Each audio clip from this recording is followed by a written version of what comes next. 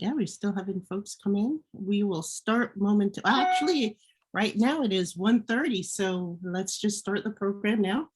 Hi, everyone. Thank you for joining us here today to celebrate transit equity. We've got a really great and wonderful program in store for you today. But before I turn everything over to Joe Dillard, who's going to be our moderator for today, I just wanted to give some background information on what Transit Equity Day is.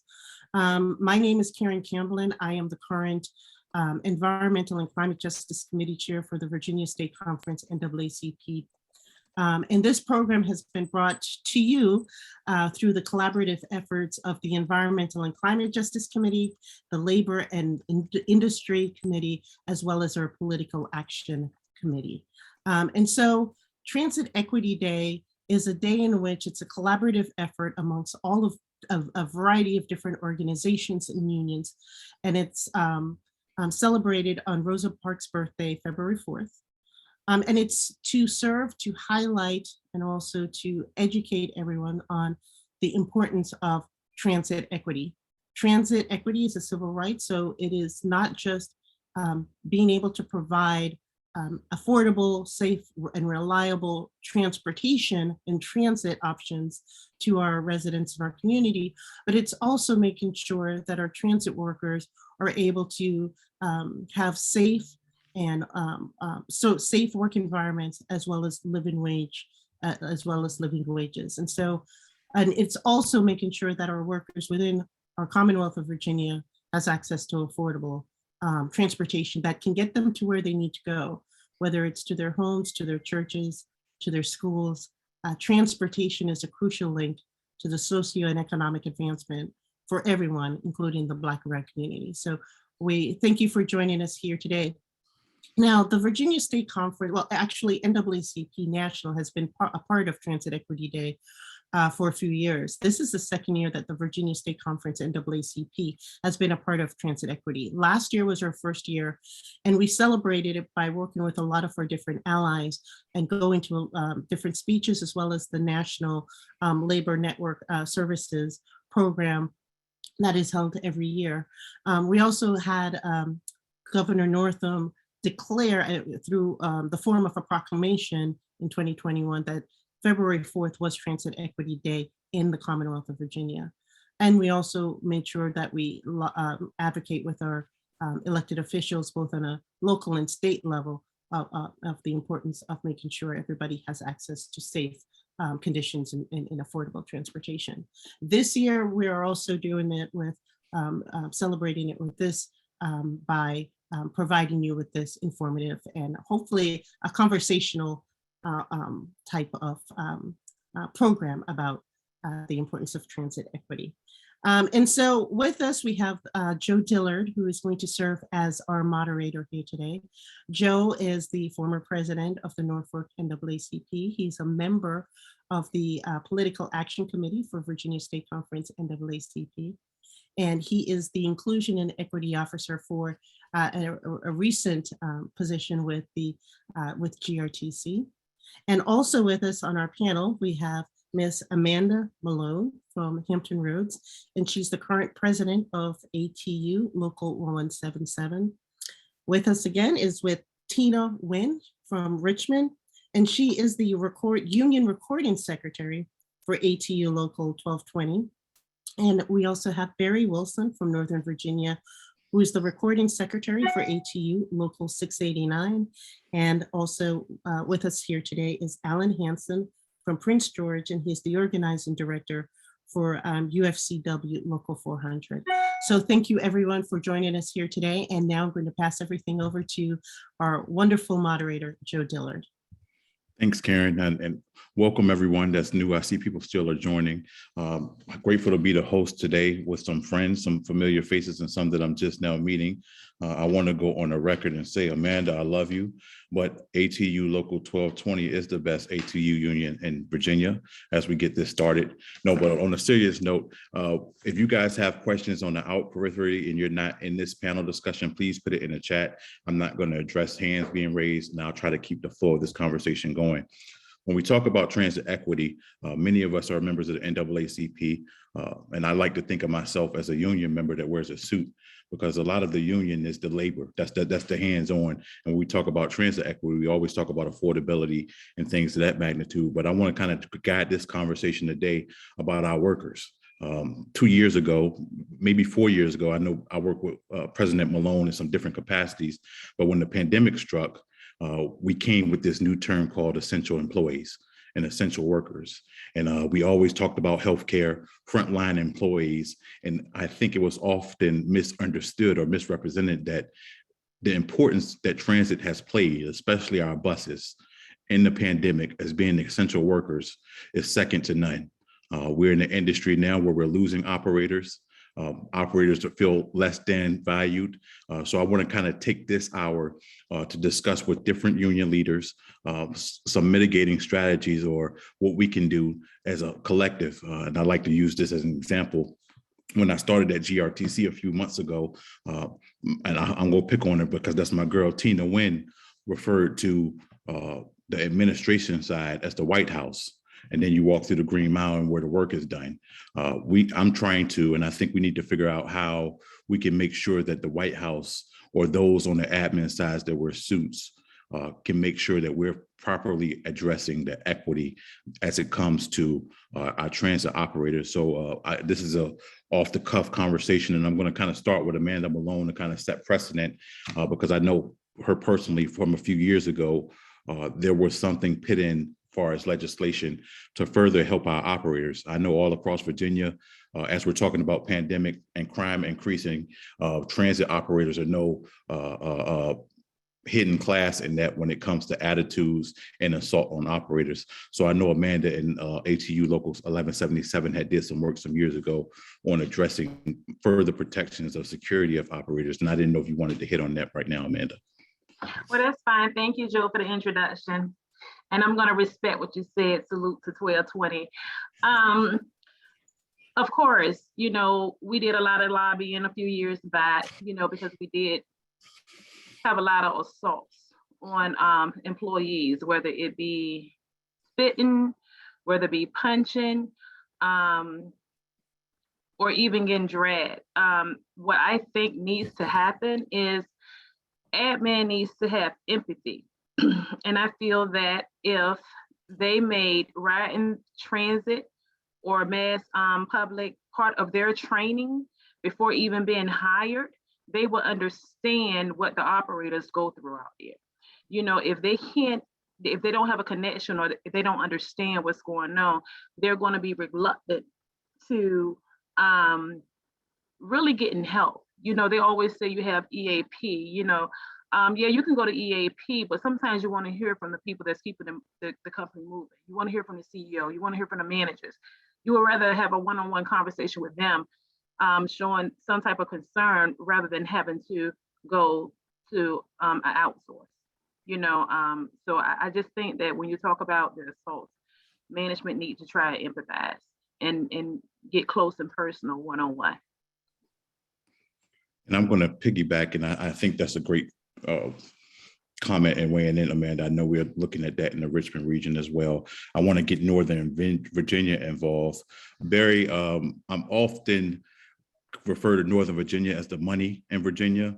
However, when we talk about transit, it really, and I think we can all agree, if you get on the bus, that economic or that social clause is still there. Even though you're in Northern Virginia, if you get on a bus, you're not in that top echelon. Perfect example, Richmond and Hampton roads, over 50% of the ridership makes less than $25,000.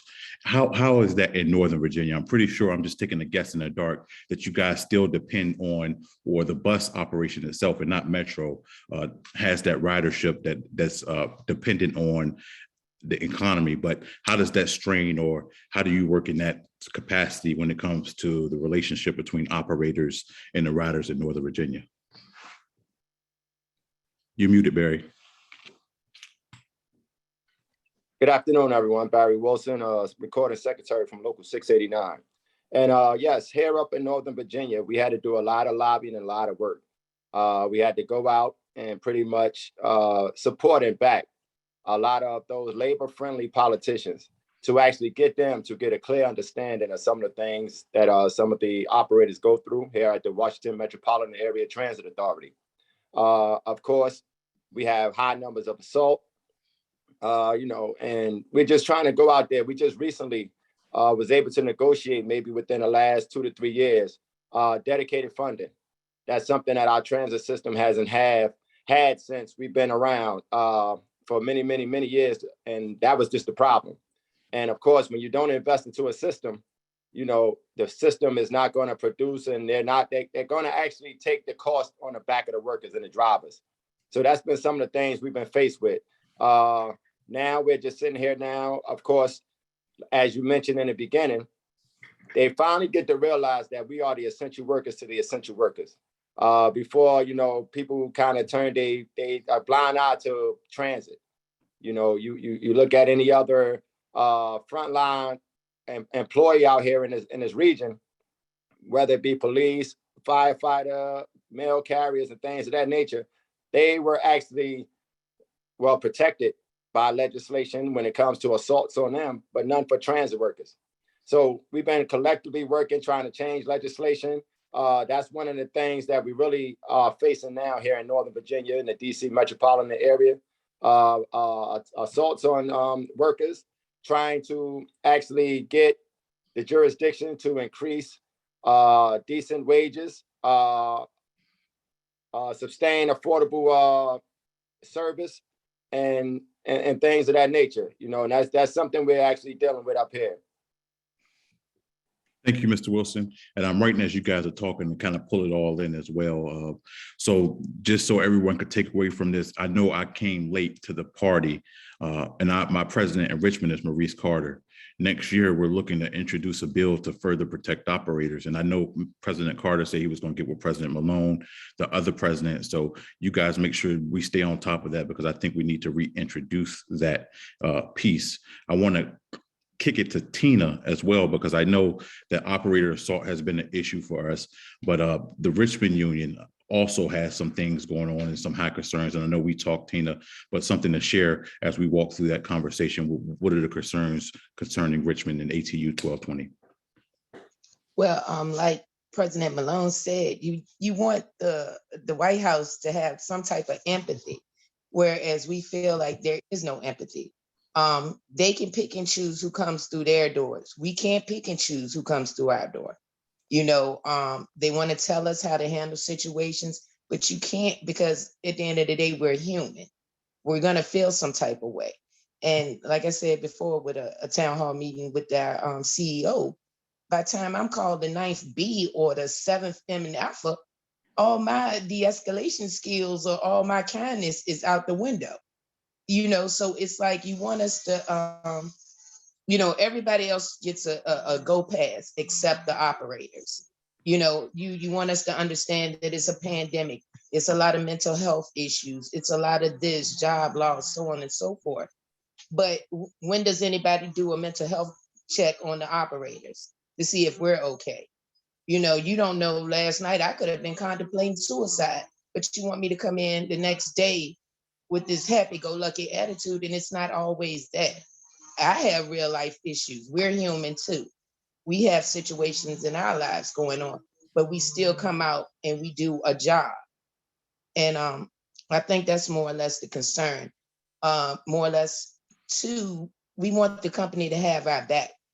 Don't give us rules to imply, and then when we call for backup, it's like, oh, disregard. No. If you say this is the rule, this is the rule. But we need you to have our back, carrying the rule through. You can't change the game, change the rules in the middle of the game. And that's why some of us feel like, okay, if we call supervisors or call for backup, we get nothing. So that's where a lot of disgust comes in. We just feel like we have nobody backing us. And that's what we want, more or less, support. So I'm going to change the question, but I'm coming back to this. For the ATU unions and secretaries that are here, I want you guys to think, before I ask Alan this next question, what would empathy look like from not unquote unquote the White House, but just in general. And I'm going to ask Alan a question, but as you union leaders think about that, because I'm going to come back to it. And Alan, I want to throw you the softball hardest question. And I didn't want to ask any of the union leaders this because I know it's a tough topic. At the federal level, we got a lot of infrastructure money. We got a lot of CARES money to keep agencies going. And we do recognize, and I'm not saying we as in GRTC, but I'm thinking from an admin level, we recognize the importance of our operators being essential. And a lot of unions, and I think myself personally as a pro-union person, bring up the conversation of higher wages because they are on the front line of essential service. There were times where certain things were telework and people were shut down and they were still running. But there also is that hurdle of when you increase the wages, they're not sustainable because the money does run out. And you leading the UFCW Local 400, I know this isn't the only sector that you deal with this issue on. How do we not wrestle, but how do we make sure that our transit operators are getting higher wages, but it's also sustainable, not based on the windfall of money from the federal government? I know it's a loaded question. Yeah. Thanks. First of all, it's an honor to be here, and appreciate the opportunity to speak. Well, when Tina was talking, you could have been talking about our members as well. I mean, our members had to be the mask police in our grocery stores, in the Kroger stores, in the Safeway and Giant stores in the region, and management didn't support them one bit at all. They were in one instance at a store in Richmond, we had over 100 maskless people come into a store in a weekend. And when the shop steward went up to address the issue with management literally said, well, you're the shop steward, you figure it out. So, I think essential workers are sick and tired of being, called heroes, but then, being treated like zeros out there. And our members are facing the same thing. And our members are really, really impacted especially when the pandemic hit and services were cut across the region. Well, guess who still had to go to work? Our members didn't get to telecommute. So our members were right there in the bus, along with your operators, going to work to and from each day. And I think that the way that we make sure that we have that argument for, sustained funding in the long term, is that the folks that we represent in our union get together with the folks in your union and make a strong case that when service cuts happen, it's the lowest paid workers, it's the retail workers, it's the operators that are, that are ultimately on the bottom end of the stick, and we've got to work to fix that. And I think that the solidarity that we can show between our union and your union is a good place to start. That's a great point, Alan. And as you said that, I just started thinking when we rung up the word service cuts, there are a lot of people on this call that are listening to transit equity in transit, and union leaders feel free to jump in. We often talk about the riders, but when we're talking about the operators and you're talking about the equity, service cuts aren't because the ridership is down. Service cuts are because operators are feeling less than valued. So we have issues across the nation with operator shortages. And when we say operator shortages, where you're used to having 200 operators, you're talking into the 150 range. So service impacts are 20% or greater. So what Alan is basically talking about is when we do service cuts and anywhere, and I'm saying this anywhere in the nation, is based on operator shortage. I'm not sure where Hampton Roads is right now. GRTC in December just had to reduce service. And as Alan has already pointed out, some of those hardest hit are our operators and those who use the service. So we're going to talk about that as well, but I wanted to come back to this conversation of empathy because I'm going to play the devil's advocate. I think everyone on this panel knows that I'm 100% union through and through, but I've also seen videos of where we, and I mean we as a people, have taken it too far, right? And it becomes to the point where if I did that in my job, I would be gone as well. So what does empathy look like when you guys say, hey, and I'm glad you said it, Amanda, because Tina has been saying that since I got here. So it's a universal thing of we want more empathy, right? And that's more than just having listening sessions. That's our CEO. That's those who wear the suits going into the operations side, sitting down, getting to know people. And I think they do that at GRTC does a great job of that family atmosphere within themselves. But what would empathy look like in Northern Virginia, Hampton Roads? What do you guys want to see out of your administration department? think I summed it up in the beginning, but I can use one word, and that'll be compassion. Because they don't have it. You know, they have a lack of understanding. And I think a lot of the frustrated admins, supervisory personnel have attitude because they don't understand the job. And their higher ups aren't making them understand the job. You know, I've been around, I've heard an operator call in, you know, if they're lost, they're already struggling with the ride in public. But now you got to deal with a supervisor who is frustrated because they don't even know where you are. They don't know the job. So I feel that management, you know, need to have more like town hall meetings. You know, they need to make it more family oriented. And I think if everybody learned to understand each other and understand each other's job, it will be compassion. It will be a better workplace. Transit could be better. I heard you talk, well, I'm not going to get into the shortages, but all I'm going to say is people would stay. People would stay. Definitely, definitely. And I know you guys got to walk a tightrope too. Tina, I didn't know if you want to weigh in or Barry. And I think as an admin person, I think we need to hear that more too, President Malone. I think walking and chewing gum is a pretty simple thing, but I think we get bogged down in the plans and ridership. Before the pandemic, ridership was declining. So a planner will only think a ridership declining, where we stop, make it that family atmosphere, like you're saying. We're not talking about attracting new, we're talking about retention. I think the more that the unions do bring that up too, I think that's a great thing. How about anything from Northern Virginia? One of the things I would like, Barry Wilson again, Local 689. One of the things I stress to management here at WMATA most of the time is to put the livelihood back into the work that we do as you know, your employees, our members here at WMATA. One of the things the general manager, Paul Wiederfield, did maybe 2 or 3 years ago was to get all the managers together and invite them into a UDC auditorium. And he had 2 guests from Chick-fil-A come there and had them speak in reference to their customer service skills. Because everyone knows, you could go to any fast food restaurant around here, Chick-fil-A stands out when it comes to customer service. So, you know, they sat there and they spoke, and he actually reminded, he reminded management that as well as the patrons are our customers, the employees are the management customers. So you should carry that same mentality when it comes to dealing with your employees.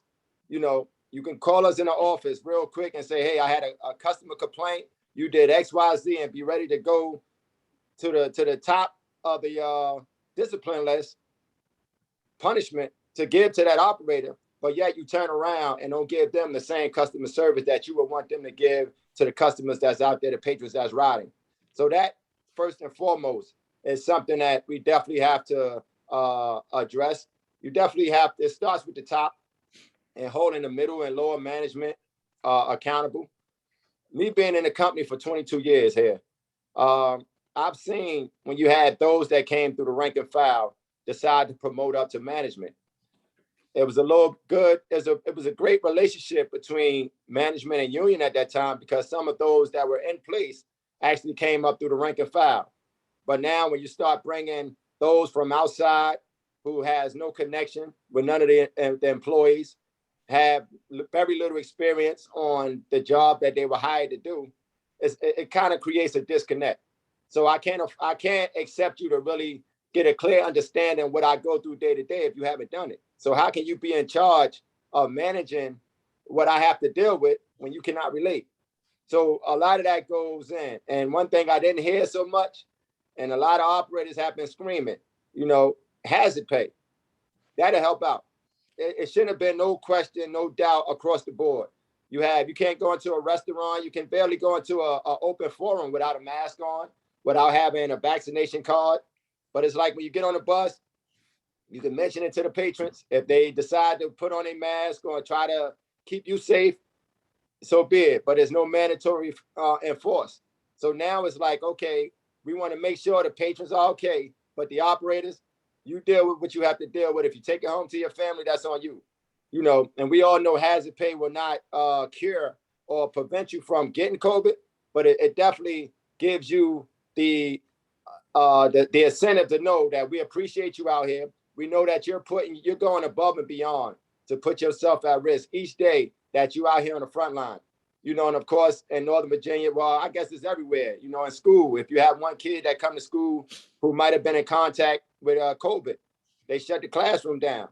So now you have a parent who has very little leave, or, you know, may need to stay home with their child, single parent. Management is not, you know, hey, you know, I feel sorry for that, but you have to do the best that you have to do because I still have a service to run. So it has to be a collective effort all the way across the board. We're dealing with it. They're dealing with it. We understand that, but have a little bit more compassion when it comes to your employees, preferably the operators as well. Definitely. Thank you, Mr. Williams. And Wilson, I'm going to let you bring in too, Tina, and I'm pointing at you because I remember also one of the things that you talked about, and it sounds like, I know you guys haven't had a conversation, but it sounds like Amanda and you already talked beforehand because it's the same exact things. But some of the things that you brought up as far as the supervisors and the attitudes that can relate over the year. One thing that we're doing at GRTC, and I guess you guys are the first to hear this, and Tina, this is the first from GRTC operator side. We're going to start doing a supervisor review. So your manager now is going to be a part of that review process as an upward bound thing. So the operators will be reviewing supervisors and upward. So we're going to have the downward review as well, but we're going to start identifying exactly what Mr. Wilson, Ms. Malone, and what you're going to probably, I would say, piggyback on too, Tina, because I know you have some great examples of, I know the White House, we have our White House issues, but there are also supervisor attitudes and things that weigh in, and I think that's also worth sharing. Yes, indeed. I'm a strong believer in leading by example. And if you're Ada, you can't tell my operators how they should be or what they should be when you're raggedy. That's just plain simple, cut and dry. And like Mr. Wilson said, you know, a long time ago, supervisors were brought up through the ranks. If you were a driver and you were interested in being in a supervisor's position, you would apply and you would go that. But now when you get these these outsiders that are clueless to the job, it's like, it's a downward spiral. I promise you it is. It's just a downward spiral. And a lot of them want to be in the position because it's a position. They have a title. You know what I'm saying? And clueless. They don't know how to talk to the operators. And some of them that are coming in now are younger than me. And I believe in respect, regardless of what your position is, but you will know how to address me. Talk to me as if I'm grown as you are. If I respect you, you respect me. But my problem is if they're sideways with the way they speak to us and we come back at them in a sideways tone, then we're hit with insubordination. You know what I'm saying? You didn't like the way I talked to you, but you'll write me up. But you just disrespected me in so many ways. And it's all right. Because why? You got an S on your chest? No, that's not fair to me or my operators. So I think there should be some training, some intensive training, or we need to go back to the old way and hire inside, like we used to do, with folks that do know the job, that do know the position. Because if I get a supervisor that comes out there to me when I need assistance, and he looking at me and I'm looking at him, I know what you're supposed to do, but you don't know what you're supposed to do. So there's a problem. There's a problem. I've been a supervisor before, but I'm gonna wait on you, wait on me, wait. That's what I'm gonna watch you, watch me, watch you do what you're supposed to do. And so I think it needs to be some intensive training, or we need to go back to hiring from inside, people that are qualified to do those positions. That's all I got, sir. That's a great, I think that's a great comment, great idea. I feel conflicted because I transferred from a different place, but I understand exactly what you're saying. I think GRTC has that perfect, and I always say this when someone asks me, outside of the White House split, I still think it's a family atmosphere. And I say that President Malone, when I first got there, I got an email about somebody making chili, like a chili recipe to all staff. And I was like, oh, we what is this? Like an all staff chili email. So I think that compassion that you guys, it keeps coming back to compassion, empathy, and that family atmosphere that's desired, not just for transit equity, but to make it a better workforce. Alan, I wanted to hear from you as well, because I think you have that holistic approach from labor and its essence in itself. And sorry, what was the question you wanted me to? I just wanted to hear your holistic approach, because I think everyone spoke about that compassion, the empathy, and I think Local 400 isn't just transit oriented, if I'm not incorrect, but is that the same issue that you guys are facing in your industry?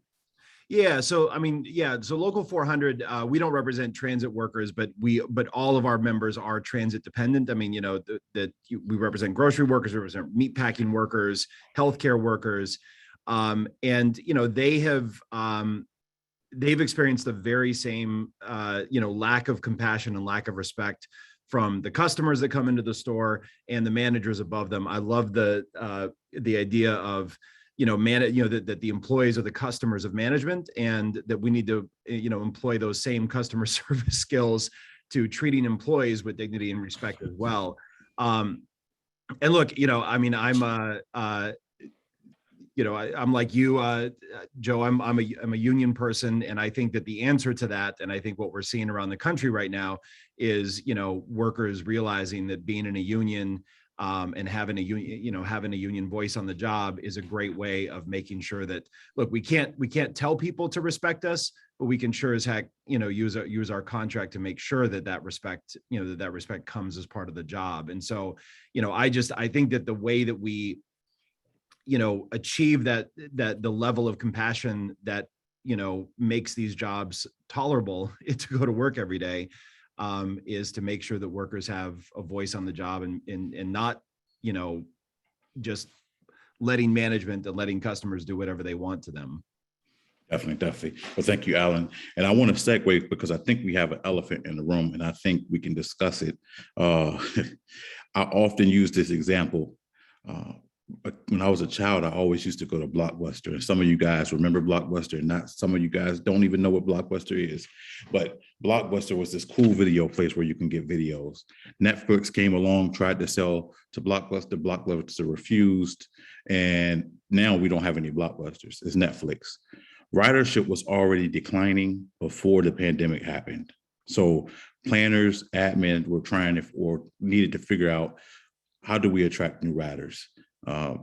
Pandemic happened, everyone went free fare for the safety of everyone.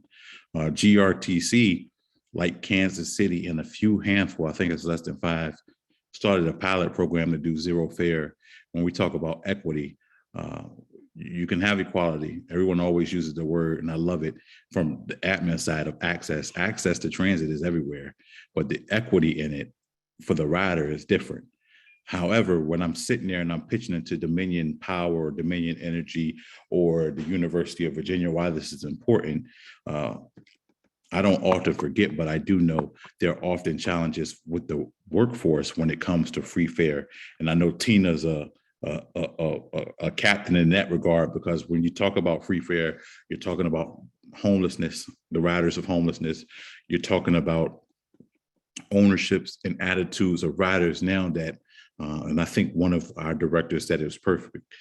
Free transit is a privilege. Free transit. I'm not saying transit is a necessity, but free transit is a privilege. And I think the customers are losing that in the Richmond region, that understanding that this is a privilege, right? And free fares may be coming in. I know we have Destiny on from labor, so probably soon after, we don't have any questions, we're going to talk about some bills. Free fares might be the way of the future for transit to be relevant and return its ridership numbers. From an operator lens, how do we make that work? And I want each of you guys to kind of piggyback or weigh in on it. And I know, Tina, don't punch me in the face. I know that our operators do not like free transit per se, because of the impacts of the unregulated I remember you came to me, Tina, and you said you can get on the bus and ride it all day. It was no end of line get off. And I thought that was like the Wild Wild West. What? So what are some of the challenges, or how can we make this work from an operator standpoint, where I know Amanda said earlier in the comments, none of the legislation that I pushed for ever got passed for operators that didn't include the lobbying of operators. So President Malone was right. Like, if we're going to talk about operator assault, I can't just have that bill introduced by a senator and you guys don't show up. You have to get there and testify. What will make you all happy, and I say you all as independent unions, to stand behind free fare of what type of regulation that looks like for the customer? Does that question make sense? I know I was talking a lot, but what will make a union outside of, I think the union is supportive of equity. So it's not a loaded question. I think the union believes that everyone should have a proper access to transit. However, there should be some rules or guidelines to what that looks like. And that shouldn't allow a homeless person to get on a Tina's bus in the morning when she starts and ride all day with her with 8 bags. So what would that look like as your independent regions for supporting something like that? Go ahead. Oh, sorry.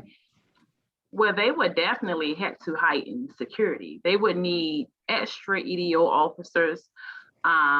They would need more managerial staff at the different transfer depots. And they would have to be a little bit more lenient on the customer complaints. You can't have passengers riding a bus all day, and then as soon as a customer call in, you're pulling tapes and making the operator feel that the customer, is just always right. That's not the way it works in transit. But heightened security would have to be a must. It would have to be. Heightened security. What about you, Mr. Wilson? Yes, well, one of the northern bus companies that we actually manage or have represent is Dash Bus, and they already went to free fare over here in Northern Virginia, city of Alexandria. This is something that Local 689 was advocating for the longest, and it's quite strange when it's funny when you open up the wanted ads, whether it's apartment, whether it's jobs, you would always see the only way that you attract people to your business is to say that it's next to a metro accessible. So these companies are making so much money off of just using your logo, just to be close and use your transportation, but yet don't want to invest back into the company. So that right there in itself, I think that would be a good way to probably push it. If we get some of these big corporations that's making endless amount of money off of just putting our logo, metro accessible. We're right close to a metro station, bus here or this, that, and the third. That's what attracts, and if they paid their fair share, we would have, that would probably go towards maybe if the jurisdictions don't have the amount of money to actually heighten the security that they need to get these big corporations to start paying their fair shares that's making a lot of money on the backs of the work that the operators and the transit systems out here are doing. Thank you, Mr. Wilson. I will piggyback on what you said. I think you're spot on with that. I think before COVID, you had numbers that indicated why they were putting money towards things. And I'm trying to use this loosely. So Metro would get a lion's share of the money because the ridership of Metro. But when the pandemic happened, we realized that the essential workers across the nation use bus. So Metro sexy, BRT in Hampton, BRT in Richmond is the sexy thing. The Tide is sexy in Norfolk. However, those aren't the ridership. Those numbers probably would never come back, but these big corporations, just like you said, and I think from the admin side, we're starting to realize that, like, hey, our lion's share, our ridership for our local buses back and beyond the pre-pandemic levels. But if you get on our BRT or our express routes, kind of like Metro or anything on the Tide, that's gone away, and that's where you want to put your big company and you want to put all the money behind it, but we need to make it sure that it's equitable and spread out. So I think that's a great idea as well. Tina, how about you? And I'm writing yours down for sure because I'm going to take this back to the office and we're going to put this in the contract. I think our biggest thing, if they go ride for free, that's something we can't stop. That's already in effect, so on and so forth. But I think more or less safety as far as, health reasons. Like, it's a lot of people out here that are not tested, not vaccinated, not boosted, whatever. And they're still out here wide open. So my thing is, if we call in and say our bus is crowded, now, crowded to me, I mean, crowded to me, I mean, but I'm trying to be fair. But if we call in and say, hey, our bus is crowded, respect that, allow us to transport what we have, because we're still looking at our safety and our health measures. Because if we're healthy, we can come to work, you know what I'm saying, and do the service that is needed. But if we're not healthy, or we feel some type of way when people are getting on the bus, coughing all over the place, I don't feel good. COVID twice in less than 3 months. So, I'm kind of eerie about all that stuff. So yeah, I want to see where we keep the bungee cord to where they stay in their position, but at the same time, hey, once we're crowded, we can't do anymore. If they push that, we'd be happy. Now, as far as, ridership declining, it's been a lot of changes. So we need to get back to what we once were. And that's me being honest. We've changed so many stops, and it's an inconvenience even to those less fortunate ones that we are quote unquote helping when you have stops out of the way. We have nothing conveniently located for some of these elderly folks. We need to get back to making bus stops convenient for them, just for the people in general, because you got stops that are like with our BRT, it's so many stops that could be, but if you're either going to catch the pulse where you're going to have to catch a bus and walk, there's walking. It's too much walking. Bus stops are not convenient. Let's say that. So you can boost the ridership like that, or get back to, just talking with city council about putting routes back into play like we used to have. The way these routes are set up now, it's not convenient to anybody. And I know from being a driver of 21 years, it's not the same. So, safety and convenience for the riders, convenient bus stops for the riders. That's what I got right now. And I see we have about 15 minutes. So what I would like to do, and I don't want this to fall on deaf ears. I know a lot of you guys are CEOs, and I work with them, and I'm in that C-suite area that I wear a tie. Even though I wear Jordans, I wear a tie to work every day. So I can often be confused as the suit that doesn't understand. But I am a pro-union, and for some of your CEOs that I know personally, I think they are as well. And if they haven't said thank you, I want to thank you guys for what you have done. I want to give you and I'm going to have someone come in after our conversation, but if you have anything last words, and if you want to post your contact, because I know like President Malone, I know you personally, but I also know that you have Hampton Roads NAACP members in here as well, that they can contact you and you guys can make that link. So I want to give you guys a chance to give your closing and your contact information so you guys can connect and work together. President Malone. Yeah, I just want to say one thing, and what people just need to understand, whether you're lobbying, whether you a bus operator or management, people just need to understand what transit is. It's just used to commute the citizens, the residents, and throughout the community, so they can live, go to work, go to school, and do things at their own leisure. So whenever you're trying to pass bills and whenever they trying to do schedules, all these free rides, just think about all that. And don't forget that we do have COVID out here, as Tina said. But to me, that just sums it up, what transit is about. And one more question, as you do your closing, I wanted to add one more because there's a question that came up, President Malone, and for everyone here, as you give your contact, what's the best way members on this call can help advocate for operators?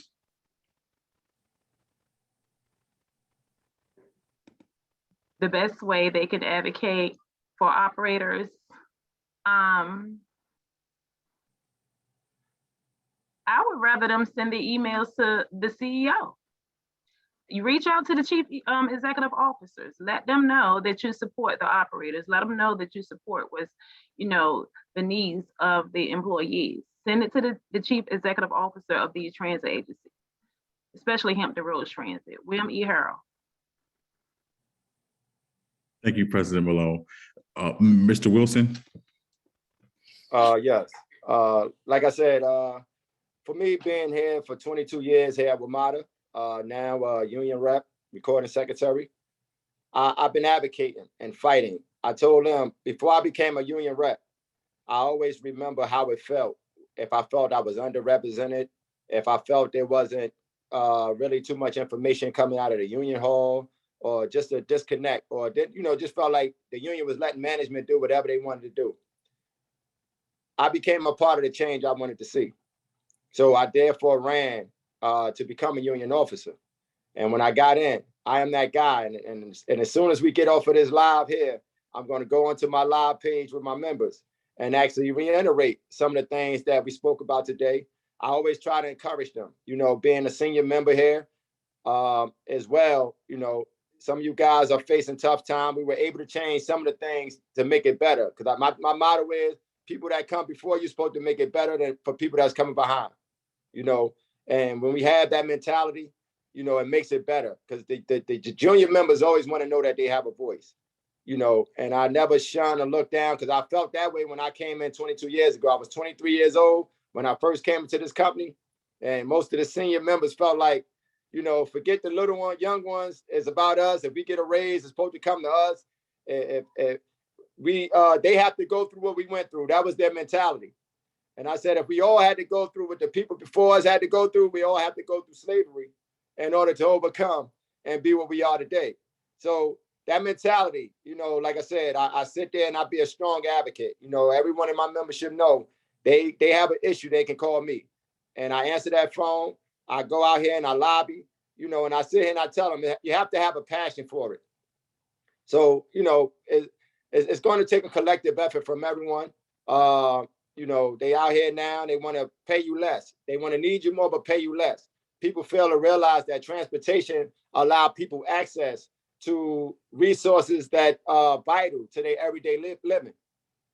And, and I also have to let our members know, we have to stay professional. We have to let the passengers know that we have their back, because right now we're facing with a lot of privatization here in Northern Virginia. Jurisdictions doing a bus transformation where they're trying to take their routes away. So, now you have to go back to the same ones you carry every day. So you have to definitely change your attitude towards them.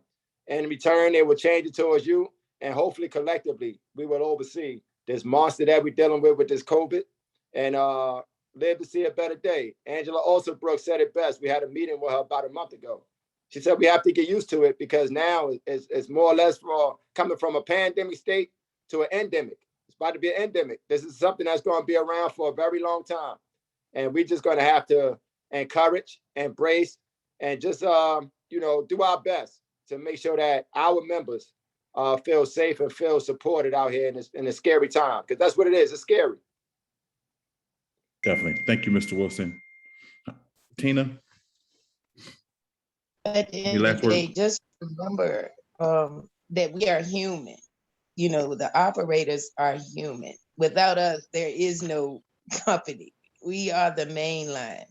Not saying that we looking for special treatment, but we just want somebody to understand and empathize with us, and realize that we do have situations outside of this job. Even though we come and we struggle each day with all that's going on, realize that we have our own struggles too. And I would love to see, more company meetings and such like we're having now, because I feel like, Joe, we cool. I might have to get you those glasses.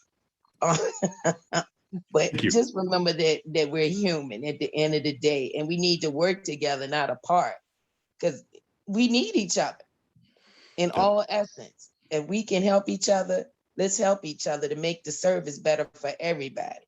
Not, pushing away from each other or feeling like, oh, you this. And no, I don't want to separate us, because when I started 21 years ago, it was unity throughout.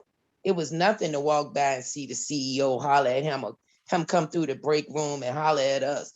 People shooting pool together, walk in the payroll. It's like now, it's like you got to have a security clearance to go anywhere now in that building. And I didn't come from that. Where I came from, it was no such thing. And this division, it hurts the morale of the company, you know? So I just want to see more unity and just remember that we're human at the end of the day. Alan, did you have any last words? Just, thanks again for the opportunity to attend. And yeah, I mean, our folks are kind of the, as you mentioned earlier, are the forgotten folks in transit. They're the folks that don't take the light rail or the rapid transit downtown. They take a bus across town from their neighborhood to the Kroger store or to the Giant store. And, it's important for us as a union that represents those folks to advocate for better public transit so that y'all can have, the dignity and respect that you need as operators, and our folks can get to work. So thank you again. Thank you, Mr. Hanson. And I think you guys all imparted some wisdom on me. And I think this is the advice, or what I would say from my perspective. I don't know what grade I was in 20 years ago, Mr. Wilson or Tina, but I will consider you guys OGs, right? And this is on a real personal level. I think Amanda helped raise me into who I am now, because I came straight out of grade school. I wouldn't be this person in this suit as an African-American man if operators 40 years ago didn't put in that work. So it doesn't fall on deaf ears to all of us when you see this young guy, he's wet behind the ears. He doesn't know what he's doing. I'm only there, Tina, because of what you guys did 20 years ago. That opportunity didn't exist for us 20 years ago. So in every agency, I would like to hope that it's somebody that has that mindset. And I think it's good for the union people to find that person, because they're pro-union folks in each organization that support the efforts and everything that you guys got going on. So make sure you find that young person that's still, or not even, because I don't consider myself young anymore, Amanda, but that person that's a pro-union person, and don't let the suit fool you, because I know where I came from. There's some people still operating at GRTC that have been operating before I was on this planet. But I do know that I walking up and down those hallways because of what they were doing before I was here. And for many of us, I'm grateful for that. I know we have 9 minutes left. I have Destiny, who's our labor chair. And she also has, and I'm not going to hit on any transit bills because we have 9 minutes. I want to turn it over to Destiny to let her do an overview of some of the bills that we're tracking right now at the General Assembly, which is a lively place. Yes, thank you, Joe. And thank you to all our panelists that have been talking today and giving us all the good information that we need in regards to transit equity. So we only have a few minutes, and I can tell you right now, the General Assembly has over 2,000 bills that they are going through, and I don't have the time to go through all of them. So I'm just going to give you a few. And so I hope you have your pens and your paper ready to write these bills down so that I'm going to charge you all to go out and contact your legislators about some of these bills that are going to help our transit workers, help our frontline workers, help overall labor in Virginia. And we're going to make a difference together. So the first piece of legislation that I'll bring forth is Senate Bill 488. Senate Bill 488, and that is sponsored by Jennifer McClellan. And that is a bill that establishes a transit transition fund and program. And that would be administered by the Department of Rail and Public Transportation. And that's going to give grants to state, regional, and local public entities to support transition of public transit fleets to zero emission and low emission fleets. And I think that is a huge deal when we talk about transit equity and climate justice and accessibility in our areas, right? We want healthy air to breathe. We want all of our workers to be safe in regards to what buses they're driving or other transportation modes. So I think that is a huge deal. The other is actually Senate Bill 494. Again, that's Senate Bill 494. And that's also by Senator McClellan, and that is an anti-workplace harassment bill. So this bill is going to provide some consistency and clarity to the Human Rights Act, which I know it would seem like that would be an act that would be very clear and simple and understandable, that all rights are human rights and we should treat people fairly, but that is not the case. So this bill actually is going to clarify what 5 or more employees means, in an employer size threshold across the Human Rights Act in regards to discrimination claims. So we heard today about some of the things that can happen at work with harassment. A lot of our frontline workers are dealing with. This is going to help them be able to put in claims. It's going to provide award money for attorney fees and costs for victims of workplace discrimination, and make that mandatory. So again, this is another great bill that we should advocate for. Another will be SB 352. Again, that's SB 352 by Senator Servell, and in conjunction with that, SB 624 by Senator Barbara Favola. And these two pieces of legislation are going to guarantee paid sick leave to grocery and healthcare workers. We've seen during this pandemic how important our frontline workers are. And unfortunately, a lot of them are working day in and day out without paid sick leave, without medical sick leave. And we can't have that. We just can't have that. It's unfair and it's unjust. And so this current law is going to allow or require employers to provide paid sick leave to home healthcare workers and grocery store workers. And again, I'm just giving brief overviews, the very bare minimum of what the bills do. So please go out and read them, or you can contact me and we can discuss them. But although we have some of these great bills, there are a few bills that need to be stopped. The new administration has an agenda out to attack our labor and our workforce here in Virginia, and our working families need to be protected. So some bills that I would like you all to join me in reaching out to your legislators about are these. One, we want to oppose House Bill 320. Again, that's House Bill 320 and House Bill 296. That's by Delegate Freitas and Delegate McNamara. Both of these bills are going to prevent any additional minimum wage increases, therefore stopping, okay, they're going to stop the minimum wage increases. Now, during the General Assembly in 2020, elected officials, community allies such as yourself, and a lot of union activists worked really hard. And we passed legislation to raise Virginia's minimum wage for the first time since 2009, mind you. And we instituted a path to get to $15 an hour for minimum wage. Now, some things didn't go exactly as planned, and the $15 minimum wage is, as slated now, supposed to reach 15 by 2026. Now, you and I both know that by 2026, $15 likely not going to be enough. It is not even enough in today's time. But with the General Assembly we're working with, this is what we have. So those two bills I mentioned, House Bill 320 and House Bill 296, want to cap the minimum wage at $11 per hour. And we just got to $11 starting January 1 of this year. Just a few weeks ago, every employee in Virginia is required to have $11 as their minimum wage pay, but they want to stop it there. They do not want to keep the index and increase. So we have to reach out and make sure that our legislators are voting against those two bills. There's over 1.2 million working Virginians that are going to benefit from raising the minimum wage to $15 an hour, and we cannot leave them behind. So please join me in combating those two pieces of legislation. Then the other that I'll mention is opposing House Bill 883. Again, that's House Bill 883 by Delegate Byron. And this bill is kind of a catch-all where they want to get rid of project labor agreements, prevailing wage, and collective bargaining. Now, if you're in the construction industry, project labor agreements and prevailing wage is something that you may be well aware of, but I want to more specifically talk about collective bargaining.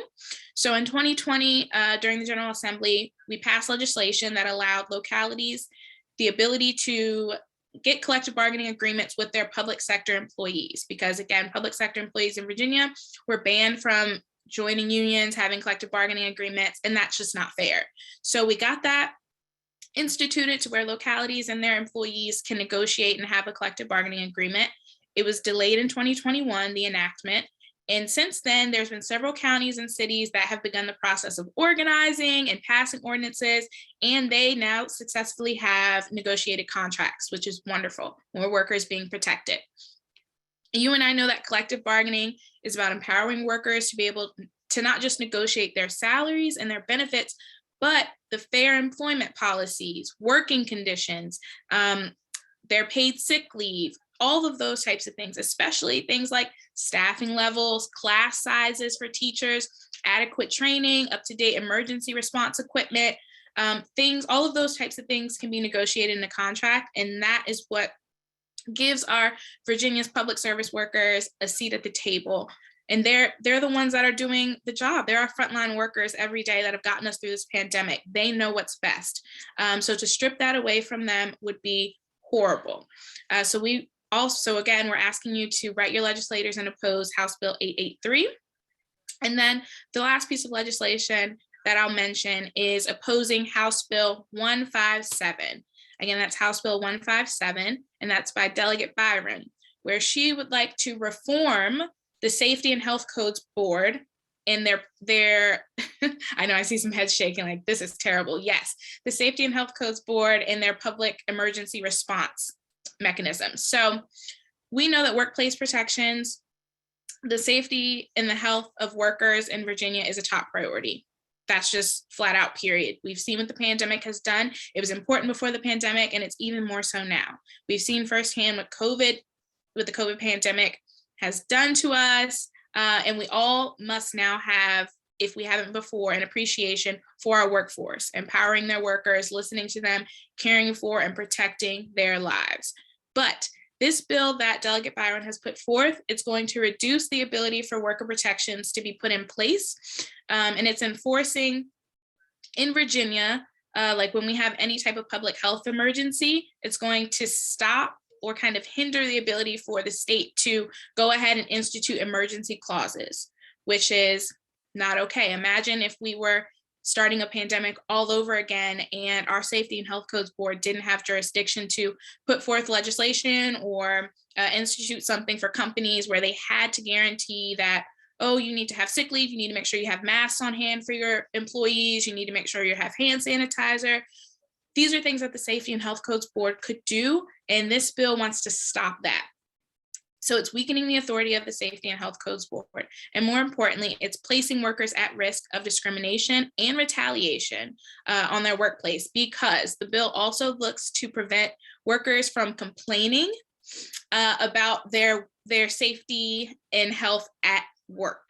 So it wants to take away those protections for workers who want to submit complaints when their employer maybe isn't keeping them safe during an emergency. It wants to stop that ability for workers to do that. And again, it's not okay. Our workers need to be empowered. They're doing the jobs, protecting us, keeping them safe, and we need to be able to keep them safe. So again, that's House Bill 157. And I'm going to ask that you all please go out, reach out to your legislators and write to them about this.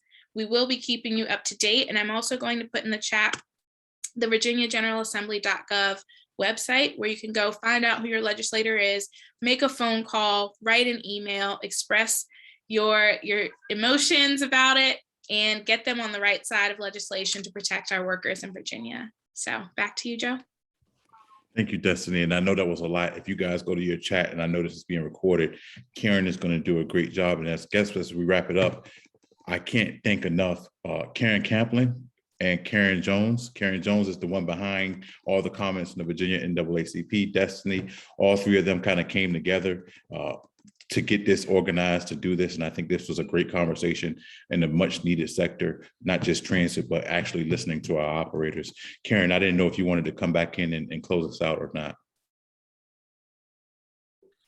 No, Joe, I think this is great. Thank you so much, everybody, for joining us. And it was a really great and powerful conversation. And we hope this is one of the first of many conversations. And with each conversation, we'll not only be talking about what needs to be done, but we'll be celebrating victories. So together we can get there.